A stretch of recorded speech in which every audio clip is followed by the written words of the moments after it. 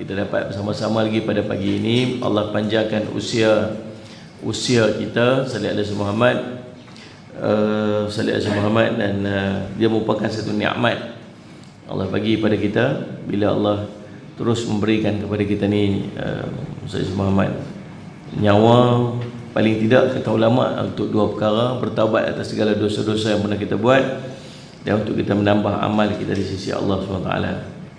Salah satu amalan yang kita buat ialah menuntut ilmu lah, menuntut ilmu. Sebab tu kata Imam Ahmad, kamu memerlukan ilmu lebih pada kamu perlukan kepada makanan. Saya Muhammad. Dan pagi ni kita nak tengok kitab Riyadhus Salihin, hari Isnin, Riyadhus Salihin. Kita masih berada pada bab pemimpin, perintah kepada para pemimpin untuk menyayangi rakyat, menasihati dan mengasihi mereka, dan larangan untuk menipu rakyat, bertindak keras terhadap mereka, mengabaikan kepentingan mereka dan melalaikan mereka serta keperluan-keperluan mereka. Hari ini kita berada pada muka surat 496, hadis yang ke-662. Hadis ke-662 pada susunan Imam An-Nawawi rahimahullahu taala. Sallallahu Muhammad. Imam An-Nawawi dia bermazhab Syafi'i. Imam Nawawi mazhab Syafi'i. Walaupun selayaknya Imam Nawawi ni boleh buat mazhab dia sendiri lah. Tapi dia memilih untuk berada dalam mazhab Syafi'i, walaupun kadang-kadang ada pendapat-pendapat dia yang tak selari dengan pendapat Imam Syafi'i, tapi dia tetap duduk pada mazhab Syafi'i. Kita yang bahasa Arab pun tunggal langgar, anak ngantar pun terbalik tak tahu lagi, nak ada mazhab sendiri dah. Tak mau ikut mana-mana mazhab. Kononnya kita nak berpegang dengan Al-Quran dan hadis Nabi SAW secara langsung. Macam mana Sallallahu Muhammad.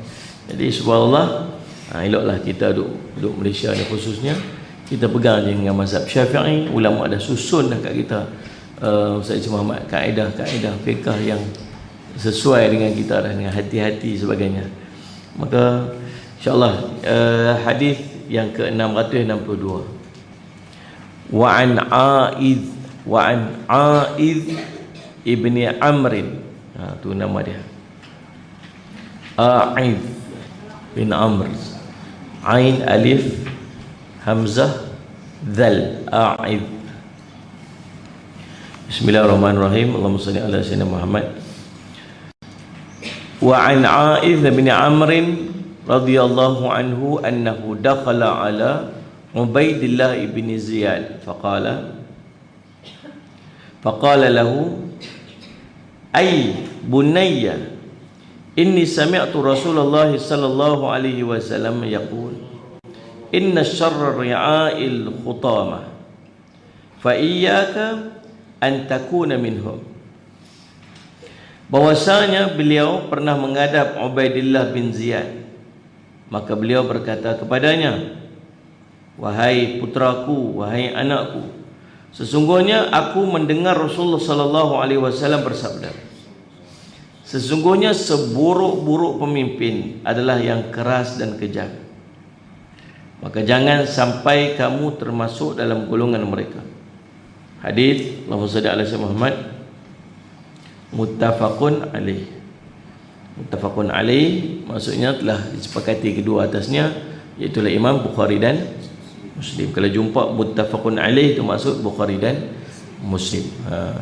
Ataupun diriwayatkan oleh Shaykhani. Shaykhani maksud dua syekh dalam hadis, iaitu Bukhari dan Muslim. Baik, Allahumma salli ala sayyidina Muhammad. Kata A'idh bin Amr radhiyallahu anhu, dia menasihati kepada anak dia. Dia sallallahu alaihi Muhammad menasihati kepada anak dia tentang kepemimpinan. Dia nampak satu hari nanti anak dia akan berpotensi untuk jadi pemimpin, ataupun bercita-cita jadi pemimpin, ataupun satu hari dia diangkat untuk jadi pemimpin. Maka dia nasihat siap-siap. Dia kata, wahai anakku sallallahu alaihi Muhammad, sungguh aku dengar Nabi sallallahu alaihi wasallam sebut, sallallahu alaihi Muhammad, inna syarra ra'i, sungguhnya yang paling teruk sekali, yang paling buruk sekali pemimpin. Dia guna perkataan khutamah ni maksud dia ialah pengembala yang kejam kepada ternakan dia. Jenis tak pernah kisah tentang ternakan dia, dia menganggap ternakan itu tahap binatang lah. Lalu dia buat apa? Dia tak bagi makan, kadang dia pukul ikut suka dia, dia cuma buat ikut sekendak-kendak dia. Nabi SAW kata apa? Allahumma salli ala Muhammad, innallaha katabal ihsanu ala kulli syai'. Sungguhnya Allah telah mewajibkan ihsan pada setiap perkara. Idza qataltum fa ahsinu qitlatah. Kalau kamu nak membunuh, perelokkan pembunuhan. Wa idza dabahtum fa ahsinu dhibahatah. Kalau kamu nak menyembelih, perelokkan penyembelihan. Dalam hadis itu cerita berlaku ihsan ni bukan takat manusia aja, takat binatang yang dia nak bunuh, dengan binatang dia nak makan pun dia kena berlaku ihsan, apatah lagi dengan manusia. Maka penternak, pengembala yang dia kejam terhadap penternak dan terhadap ternakan itu, dia nama dia khutamah. Gelaran dia ialah khutamah, orang yang bertindak kejam kepada sallallahu alaihi Muhammad, ternakan-ternakan dia. Dan ini merupakan permisalan. Nabi gunakan perkataan penternak dengan ternakan itu permisalan kepada seorang pemimpin yang jahat dan tidak ada belas kesian kepada rakyat dia. Lalu dia pesan dekat anak dia, dia beritahu, kata sungguhnya sejahat-jahat pemimpin ini ialah yang keras, Allahumma salli ala Muhammad, yang kejam. Maka jangan kamu jadi sebahagian daripada dia. Allahumma salli ala Muhammad. Dan hadis berikutnya, hadis Allahumma salli ala Muhammad, wa an Abi Maryam Al-Azdi radhiyallahu anhu. Wa an Abi Maryam Al-Azdi radhiyallahu anhu annahu qala li Muawiyah radhiyallahu anhu sami'tu Rasulullah sallallahu alaihi wasallam yaqul, Allahumma salli ala sayyidina Muhammad, man wallahu Allahu syai'an min umuril muslimin fahtajaba duna hajatihim wa khallatihim wa faqrihim, ihtajaballahu duna hajatihi wa khallatihi wa faqrihi yaumal qiyamah. Faja'ala Muawiyah rajulan ala hawaijin nas atau kama qala. Bahawa beliau, yakni Abu Maryam Al-Azdi radhiyallahu anhu, dia berkata kepada Muawiyah radhiyallahu anhu. Siapa Muawiyah ni? Muawiyah ni sahabat Nabi sallallahu alaihi wasallam. Dia anak kepada Abu Sufyan. Abu Sufyan, anak kepada Abu Sufyan. Saya sebut Muawiyah ni seorang sahabat Nabi sallallahu alaihi wasallam yang bijak. Dia bijak. Dia ni salah seorang daripada penulis wahyu. Penulis wahyu. Jangan main-main. Penulis wahyu ni masuk ayat Quran tu dia tulis. Ada berapa orang yang dipenulis wahyu? Antaranya Zaid bin Thabit radhiyallahu anhu. Antaranya Allahumma salli Muhammad, Sayyidina Ali radhiyallahu anhu. Antaranya ialah Muawiyah radhiyallahu anhu. Ni orang hebat-hebat. Al-Quran kita duk baca tu, dia pala duk tulis tu. Waktu turun Al-Quran, Nabi SAW larang untuk tulis hadis. Perkataan-perkataan Nabi SAW ni dia tak bagi tulis. Tu para sahabat banyak mengapai hadis. Sayyidina Muhammad. Dan pada hadis ni ada hadis-hadis yang diriwayatkan oleh sahabat, dia ikut lenggok bahasa sahabat tu sendiri. Sebab tu kita jumpa bahasa, kita jumpa hadis yang sama, tapi cerita dia macam berbeza sikit. Dia macam kawan ni cerita kod ni, dia tertunggang. Sebagai contoh, Allahumma salli alaihi, ni kita hadis yang berkaitan dengan iman, Islam, iman, ihsan tu. Satu diriwayatkan oleh Sayyidina Umar radhiyallahu anhu, ada satu hadis diriwayatkan oleh sahabat yang lain, dia terbalik soalan dia. Itu tak ada masalah. Pasal apa? Pasal hadis. Dia boleh menggunakan kadang-kadang bahasa yang bukan Nabi SAW guna macam tu, tapi sahabat tu guna bahasa dia sendiri, asalkan maksud dia masih sama, tak apa. Tapi Al-Quran tak boleh. Al-Quran mesti tepat. So ada hanya beberapa orang sahabat aja yang menulis Sayyidina Muhammad. Al-Quran dia penulis wahyu yang orang lain tak boleh buat. Majoriti sahabat waktu tu semua buta huruf. Majoriti sahabat buta huruf, tak ramai sahabat yang mampu menulis. Sebab tu kata Sayyidina Abu Hurairah radhiyallahu anhu, kelebihan yang dimiliki oleh Abdullah ibn Umar radhiyallahu anhu ialah dia reti menulis, aku tak reti menulis. Padahal Sayyidina Abu Bakar radhiyallahu, Sayyidina Abu Hurairah radhiyallahu sahabat yang paling banyak meriwayatkan hadis. Nombor 2, second dia ialah Abdullah ibni Umar radhiyallahu anhuma. Abdullah bin Umar, kita kelebihan yang ada dia ada yang aku tak ada ialah dia reti menulis. Maksudnya orang reti menulis ni satu kelebihan waktu tu. Dan dia juga menunjukkan bahawa tentang kelebihan orang yang Sayyid Muhammad menulis bila mengaji. Waktu belajar dia menulis. Orang ni ada kelebihan daripada orang yang tak menulis waktu mengajar, waktu belajar. Nah, dia duduk pada, dia panggil darjat sedikit rendah daripada orang yang menulis. Lepas tu dia kata kun aliman atau muta'aliman atau mustami'an atau muhibban. Yang pertama kata Nabi, jadilah kamu ulama alim. Sahabat ni, kalau kamu tak mampu kata jadilah kamu muta'alim. Muta'alim orang yang mengaji. Orang mengaji dia ada kitab, dia ada pen, ada kertas, dia tulis, dia catat, dia mengaji. Itu peringkat nombor 1 penuntut ilmu. Au muta'alim au mustami'. Mustami' baru masuk peringkat nombor 3. Dia mendengar kan Ustaz Jumat. Ada orang dia memang sungguh, ada orang dia dapat manfaat dengan khidmat. Dapat manfaat dengan khidmat. Ustaz Jumat. Dia kerja dia khidmat, akhirnya dia dapat. Ada seorang ni, dia Sayyid Muhammad, dia jadi driver dekat Allahumma salli Muhammad, seorang guru. Dia bawa kereta Sayyid Muhammad guru dia. Satu hari Sayyid Muhammad guru dia tak sihat, tak nak pi untuk mengajar tempat. Tahu siapa ganti dia? Driver dia ganti dia. Pasal apa driver dia ganti dia? Pasal tiap-tiap hari dia ikut guru dia, kemudian duduk mengaji dia faham. Akhirnya dia sendiri boleh menyampai tu. Tu dapat manfaat daripada khidmat dia panggil. Sungguh. Bukan cerita bukan saya lah.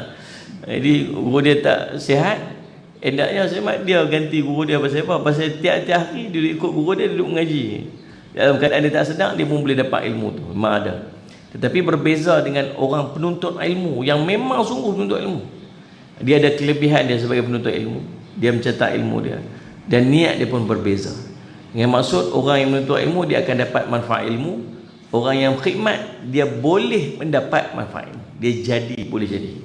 Ada orang dia dah 10 tahun duk bawa tok guru pergi mengajar, suruh dia mengajar tak reti. Tanya hukum dia tak tahu lagi. Pasal apa? Pasal dia tak dapat manfaat sebab dia tak letak diri dia sebagai penuntut ilmu. Rugi kan. Sebab saya dulu waktu bawa Ustaz Talik tu, duduk bawa mula-mula, dia bawa kita apa? Saya tahu ni Ustaz yang ni mengajar kita apa Ustaz? Yang hari ni mengajar apa? Saya tahu pasal saya niat tu nak pergi mengaji. Bukan bawa kereta dapat satu hari. Mengaji tu bawa. Kita kadang-kadang kita tak tahu pun kita satu hari kita nak jadi apa. Kan? Mana tahu satu hari. Tapi rugi 10 tahun kadang duk bawa guru tapi kita tak letak diri kita sebagai penuntut ilmu. Hang kerja apa? Driver. Hang kerja apa? Bawa kereta. Hang kerja apa? Aku mengaji dengan tok guru. Sambil-sambil bawa kereta. Fikirlah. Bawa kitab, tulis, catat. Waktu kuliah kita duduk depan kali. Betul. Tulis, catat. Dia cengeng sama. Jadi kita pun takut juga bawa tu tulis. Dalam kereta senyap, tak cakap apa. Patah tu. Waktu balik sembang. Waktu pi jangan bercakap ni. Memang dia tak cakap. Kita kenal guru kita. Jadi saya sempat. Jadi subhanallah dapat dengan niat masuk kita nak mengaji. Maka subhanallah maksudnya orang yang menulis ni dia punya kelebihan. Abdullah bin Umar radhiyallahu anhu dia pandai menulis. Dan Muawiyah, Sayyidina Muawiyah merupakan orang yang punya kelebihan itu dia penulis wahyu. Dan sungguh Sayyidina Muhammad Sayyidina Muawiyah radhiyallahu anhu dia diangkat menjadi pemimpin. Dia salah seorang khalifah yang diangkat selepas Khulafa' Ar-Rasyidin. Khulafa' Ar-Rasyidin tempoh dia 30 tahun. Habis 30 tahun turun sahaja Sayyidina Al-Hasan bin Ali bin Abi Talib. Semua 29 tahun 6 bulan. Daripada zaman Sayyidina Abu Bakar radhiyallahu an 2 tahun, naik pula Sayyidina Umar radhiyallahu an 10 tahun, kemudian Sayyidina Osman, kemudian Sayyidina Ali. komplit 29 tahun 6 bulan. Nabi sebut zaman Khulafa Rashidin ni 30 tahun. Jadi Said Somad lepas daripada Sayyidina Ali radhiyallahu an, naik Sayyidina Al-Hasan bin Ali bin Abi Talib Sibti Rasulullah SAW, cucu Nabi SAW. Berapa lama? 6 bulan. Selepas cukup 6 bulan, Sayyidina Hasan sendiri pergi serah tampuk kepemimpinan khalifah itu kepada Muawiyah. Dia sendiri serah. Sebab waktu itu telah berlaku peperangan di antara orang Islam sendiri. Kelompok yang menyokong Sayyidina Muawiyah, kelompok yang menyokong Sayyidina Ali radhiyallahu anhu. Memang bertembung sampai berlaku peperangan. Dua kelompok pecah terang-terang. Bukan Perikatan Nasional dengan Pakatan Harapan, bukan terang ni kita ni takat mengundi je, takat bergaduh legutu ya. Ni sampai perang sama-sama orang Islam, sampai berlaku peperangan, sampai berlaku pembunuhan. Kalau tak kerana Sayyidina Allahumma salli ala Sayyidina Muhammad Sayyidina Hasan pisrah tu, maka kata pada kelompok Sayyidina Muawiyah, nanti akan bergelimpangan, kamu akan melihat tungkorak orang mukmin jalan-jalan. Mau tu? Tak mau. Sayyidina Hasan kata. Lepas tu Nabi waktu dia kecil-kecil, Nabi SAW, Allahumma salli Muhammad, dukung Sayyidina Hasan. Kata Nabi SAW, cucu aku ini akan menjadi seorang yang akan meredakan dua kelompok yang besar, menyatukan dua kelompok yang besar. Maka sungguh waktu tu ramai orang tak setuju. Pasal ini nampak macam menyerah kalah, tu hak dia. Dia telah diangkat jadi khalifah, tu hak dia. Tak payah lepas, tapi demi nak jaga masalah mukmin yang lebih besar. Dan memang penyusunan Allah macam tu kan. Maka berakhirlah 30 tahun Khulafa Rashidin dengan tapi jangan siapa duk kata Muawiyah tu salah. Waktu Sayyidina Muawiyah memerintah, kemudian melantik anak dia sebagai khalifah yang mengganti dia, Yazid sallallahu alaihi Muhammad. Waktu ramai orang kata dah keluar daripada waktu tu ijtihad yang dia buat. Ijtihad yang dia buat. Waktu tu dia pakai apa tau? Waktu tu dia memerintah bahagian Rom, duduk sana. Sayyidina Umar waktu dia Sayyidina Umar lantik dia untuk jadi governor dekat Rom. Sayyidina Umar pergi naik Kaldai. Dia pergi tengok dia punya governor dia. Sampai-sampai tengok Muawiyah duduk atas kuda hebat, daripada jauh nampak, dengan tentera-tentera, dengan pakaian hebat, dengan duduk istana yang dahsyat. Maka Allahumma salli ala Muhammad, Sayyidina Muawiyah terdengar kata Sayyidina Umar mai. Dia tak nampak, Sayyidina Umar dah nampak dia. Dia cepat-cepat panggil pengikut dia punya tentera-tentera dia, balik-balik ke istana, tukar pakai baju leke-leke, pakai baju rumah, naik kedai apa rumah, jalan keluar. Mai Sayyidina Umar nampak dah. Dia kata pasal apa pakai lagu tu? Dia ajak ke, Nabi ajak ke kita pakai lagu tu? Pakai segak-segak, pakai apa? Dia kata, wahai Amirul Mukminin, ini ijtihad dia. Ijtihad lagu mana? Dia kata dekat sini, kalau pemimpin itu dia tak berpakaian macam tu dan tak duduk dalam keadaan macam tu, maka orang tak ada penghormatan. Uruf di sini ini mesti melihat pemimpin tu mesti dia macam tu, barulah orang akan hormat dan barulah orang akan ikut. Kalau aku tak macam tu, bukan saja aku nak dia macam tu, tapi Sallallahu Muhammad, aku buat macam tu pasal nak mempermudahkan urusan pentadbiran dia. Uruf dia macam tu. Maka itu ijtihad yang dibuat oleh Sayyidina Muawiyah radhiyallahu anhu. Maka kita ni tak boleh nak kata kelompok mana betul, kelompok mana salah, sebab kita tak tahu situasi dia sebenar. Dalam situasi Sayyidina Muawiyah dengan ni, kalau bab Israel dengan Palestin ni tak usah duk kata lagi lah. Kan kita mesti menjaga sensitivity dua-dua pihak. Nak jaga sensitivity kedua-dua pihak apa lagi? Terang-terang dah yang tu lagi, sudah terang lagi, bersuluh lagi, dah tahu dah kan. Nak jaga sensitivity apa lagi? Jadi semua-semua, jadi subhanallah. Tapi dalam bab Sayyidina Muawiyah dengan Sayyidina Ali, kita serah kepada Sayyidina Muhammad, kepada Allah. Dan kita tak tahu siapa yang betul, siapa yang salah. Saya mudah-mudahan kedua-dua ijtihad apa-apa yang dia perbuat tu, itu Allah bagi pahala dekat mereka dan sebagainya. Baik. Dia kata dekat Sayyidina Muawiyah, sami'tu Rasulullah SAW yaqul, aku mendengar Nabi SAW pernah bersabda, man wallahu Allahu syai'an min umuril muslimin, siapa yang diberi amanah oleh Allah untuk menjaga urusan manusia. Jadi maksud dia diangkat untuk jadi pemimpin. Allah angkat dia untuk jadi pemimpin. Lalu Allahumma salli ala Muhammad, fahtajabaduna hajatihim wa qallatihim wa faqrihim, lalu dia menutup diri daripada hajatnya, keperluan-keperluan dan keperluan-keperluan mereka. Dia bila dia dapat jadi pemimpin, apa dia buat? Dia tutup habis. Maksudnya rakyat dia duduk dalam susah lagi. Rakyat dia nak apa semua tak boleh nak dapat. Sayyid Muhammad. Dulu ada, kemudian jadi tak ada. Dulu boleh dapat, sekarang dah tak boleh nak beli, tak ada. Orang jadi susah bila dia jadi pemimpin. Bukan orang jadi senang, jadi susah. Allahumma salli ala Muhammad. Kita ni bila kita ada anak, kita buat ke mana? Bila kita jadi pak ni, kita buat apa? Kita nak bagi anak-anak kita jadi mudah urusan hidup dia. Faham tak Ustaz Muhammad? Kita jadi pak, kita akan ikhtiar lagu mana pun untuk cari rezeki sebanyak-banyaknya, nak bagi anak-anak kita dan keluarga kita hidup selesa. Nak sediakan rumah untuk mereka kalau boleh, nak sediakan pakaian-pakaian sempurna untuk mereka, sebagainya. Ustaz Muhammad faham ni? Kalau kita jadi pak, kena bagi anak ramai-ramai sikit. Pasal apa? Nanti boleh minta kat anak seorang 500 ni, nak kena apa semua, nanti anak-anak kena bagi aku ni, bagi ni. Tu tak tahulah, maksud tu di luar daripada fitrah seorang bapa lah. Kita jadi pemimpin macam tu, yang duduk bawah tu semua keluarga kita tu isteri kita tu, anak-anak kita tu, mak ayah kita tu, apa yang duduk bawah tu semua, berapa puluh ribu, berapa juta orang yang duduk bawah kepimpinan kita, itulah anak-anak kita. Yang bukan kita kena pau daripada dia, kita kena bagi kat dia. Bila Nabi SAW sebut seorang pemimpin itu khadam kepada rakyat dia, itu dia tahu. Bila dia jadi pemimpin, dia khadam. Dia bukan duduk di atas, dia duduk di bawah. Khadam ni kerja apa? Kerja orang tak ada gaji. Khadam ni kerja khidmat. Baru ni dia main interview, dia main satu syarikat tu main duduk bincang-bincang. Dia duduk bincang-bincang. Saya kata salah ni. Tanya, saya bukan ketua tinggi kat ni. Saya ni khadam paling kecil mat ni. Saya khadam saja ni. Kalau ada khadam, saya khadam paling kecil.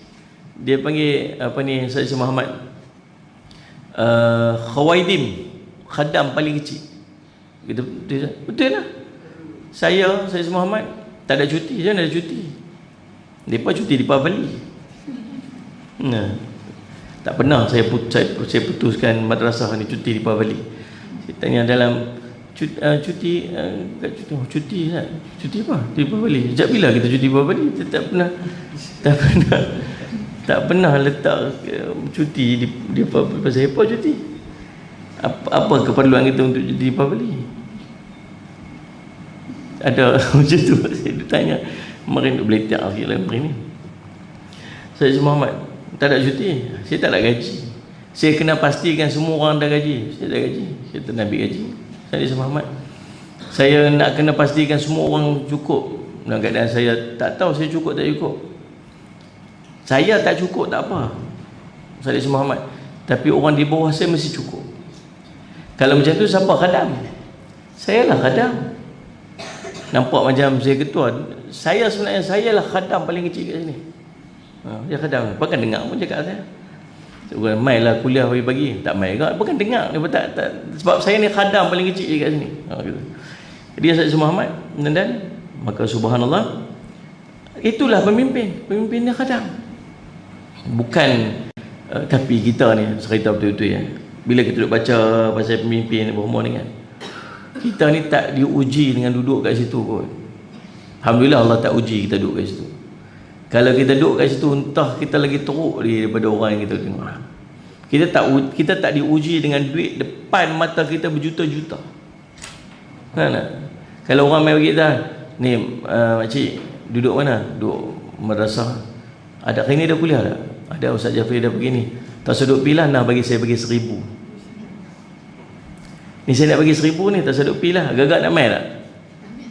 Ambil 1,000, ambil, confirm ambil lah, kan? Tak apa, Ustaz marah-marah pi, marah saya dia pendek ya. Tipe kenal dah, marah-marah saya tu ni biasa Ustaz tu lah. Jadi dia perlukan kita nanti, dia baik dengan kita, dia faham dah, kan? Saya tak berbaik kali saya left group lagi. Kan? Jadi itu saya Muhammad, Allahumma salli Muhammad. Kita tak diuji ke tu. Depa ni bukan juta. Nak apa? Satu signature itu sign lah. Nak apa? Orang ni mai bagi kat saya ni. Tak apa, 10%. Tak payah 10% lah, 2.5%. Total up untuk satu projek dapat 5 juta, dapat 2 juta. Subhanallah Zumat. Saya rasa kita pun kelam biji mata. Kita tak pernah duduk pada satu tempat yang kuasa ni ada pada kita. Kuasa ni ada kita. Kita lah yang boleh menentukan orang tu ikut nu, orang tu ikut ni, orang ni lepas ni. Kita tak duduk di tempat tu. Kalau kita duduk di tempat tu, apa jadi yang kita pun tak tahu. Pasal itulah Allah pilih kita duduk lagu ni.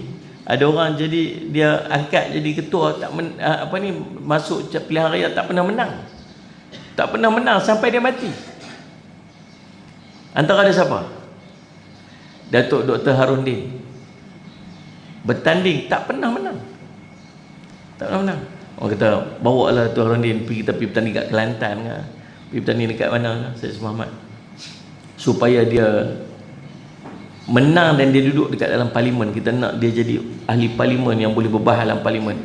Orang bijak, orang cerdik. Dia seorang yang sangat kaya, tapi harta dia semua balik untuk agama. Berapa biji masjid yang dia duduk ada. Dia dah ni Sayyid Muhammad. Jangan siapa pun hulak dia. Dia hulak ke orang lagi dah. Masjid panggil dia, tak mau. Dia marah siapa masjid. Subhanallah Zumat. Bila dia sampai dia meninggal, tak pernah menang pilihan raya. Siapa? Allah tak bagi dia. Allah tak mau dia diuji dengan jawatan, kedudukan, mangkat. Bukan maksud dengan orang yang diberi menang tu, tapi tu ujian kat kita. Sebab tu kata bila ada sahabat-sahabat kita yang menang pilihan raya, kita kata kat dia, Sayyid Muhammad, tahniah dan takziah. Sebab kamu sedang berhadapan dengan ujian yang sangat berat, yang Allahumma salli ala Sayyid Muhammad, Allahumma salli Muhammad, yang tak apa, yang orang lain tak kena ujian ni. Mana gitu. Jangan main-main tiba-tiba jadi menteri. Jangan main-main jadi menteri ni besar. Kita lain naik kereta kan, orang horang ke kita, pain-pain orang marah kita, orang bagi segini potong kita. Kita jadi menteri, kereta depan orang jaga kita, keluar saya orang sambut kat depan kita. Setiap hari kita nak pergi mana ada orang tunggu kat depan, polis tunggu bagi jalan, bagi laluan. Setiap kali orang jumpa, orang salam kita, orang cium tu. Macam tu. Daripada ni siku sampai ujung jari dia punya cium. Kan Sayyid Muhammad. Subhanallah. Tak kena uji lagi kan. Lepas tu sagi kita jadi penentu pula. Kau ni nak tu, kau ni nak kau tu, kau ni yang ni kita boleh bagi, yang ni kita tak suka, kita boleh tolak. Orang yang baik dengan kita, yang jack kita bagi kat dia. Orang yang tak setuju dengan kita benam kat dia, kita jahanam kat dia, kita rosak kat dia. Jangan main-main, kita tak diuji lagi. Waktu kadang-kadang bila orang kata apa, pasal apa orang ni boleh buat sini, pasal apa orang ni buat gitu, kita kata pasal kita tak duduk tempat dia. Kita boleh kata, pasal apa yang orang ni sampai sanggup buat macam ni untuk dapat jawatan ni. Pasal kita tak boleh nak cerita kita, sebab kita tak rasa macam mana duduk tu. Dan Sayyid Muhammad. Jadi subhanallah, kita doa apa? Kita doa supaya Allah selamatkan kita. Ada orang yang sungguh dia mampu. Kita tengok Allahumma salli ala Muhammad. Tuan Guru ni Abdul Aziz pernah jadi menteri besar selama berapa penggal? Daripada tahun 1990 berapa tu sampai dia meninggal, berapa penggal dia menang. Rumah dia begitu. Duit tak ada. Tak ada duit dia. Sayyidina Muhammad. Kita tengok Allahumma salli Muhammad, ada figure-figure yang masih ada lah ni pun, yang rumah dia masih rumah kayu, tak ada apa.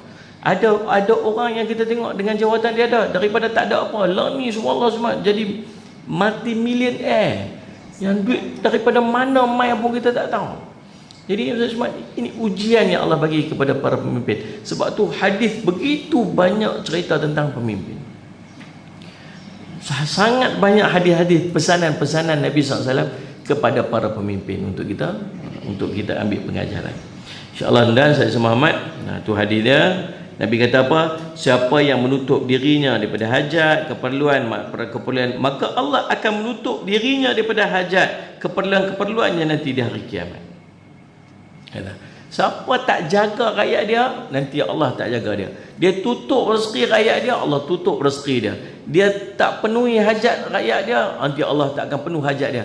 Dia tak penuhi rakyat dia waktu di dunia dia, Allah akan tutup dia nanti ke akhirat. Bukan takat dunia, akhirat. Akhirat lagi dahsyat. Itu pesanan Nabi SAW.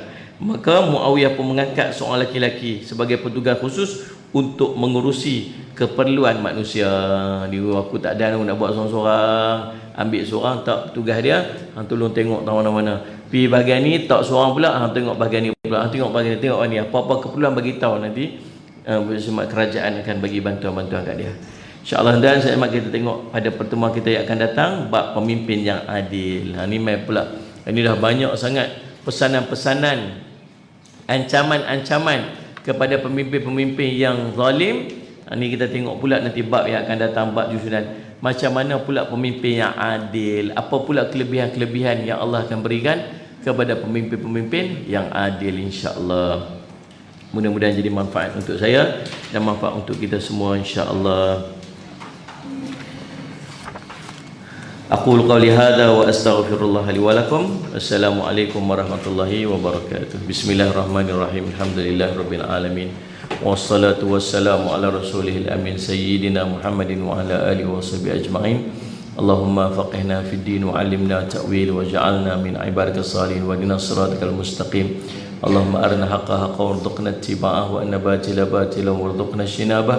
Wa sallallahu ala sayyidina Muhammadin wa ala alihi wasallam. Alhamdulillahirabbil alamin. Alhamdulillah tuan-tuan, kita masih duduk dalam